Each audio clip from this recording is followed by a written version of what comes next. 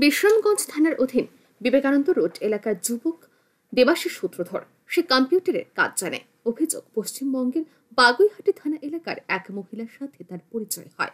ওই মহিলাকে বিভিন্ন সময় ভিডিও কল করত সে, আর এই ভিডিও কলের ছবির স্ক্রিনশট নিয়ে ওই মহিলাকে পাঠিয়ে ব্ল্যাকমেল করে টাকা হাতে নেওয়ার ফন্দি আটে দেবাশিস সূত্রধর। মহিলা দেবাশিস সূত্রধরের বিরুদ্ধে বাগুইহাটি থানায় লিখিত অভিযোগ জানান। মহিলার অভিযোগ পেয়ে একটি মামলা হাতে নিয়ে ঘটনা তদন্ত শুরু করে বাগুইহাটি থানার পুলিশ।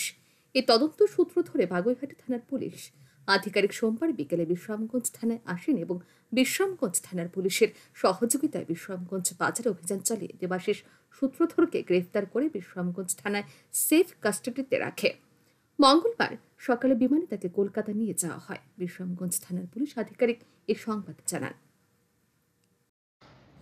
আজকে সন্ধ্যার সময় ওয়েস্ট বেঙ্গলের বাগুইহাটি পিএস থেকে দুজন অফিসার তারা আমাদের এখানে এসেছে।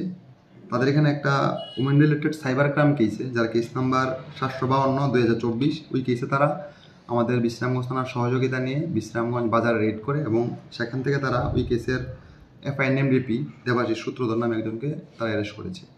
তারা আজকে আমাদের এখানে আসামিকে রাখবে, সেফ কাস্টডির জন্য তারা প্রেয়ার দিয়েছে। আগামীকাল সকালে তার ফ্লাইটে তারা আসামিকে নিয়ে কলকাতায় চলে যাবে। দেবাশিস ছেলেটা কি করে? কম্পিউটারে কাজ করে। বাড়ি কোন জায়গাতে?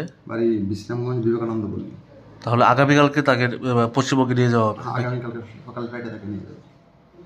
মোট কতজন পুলিশ কর্মী আপনাদের এখানে এসেছে? দুজন অফিসার।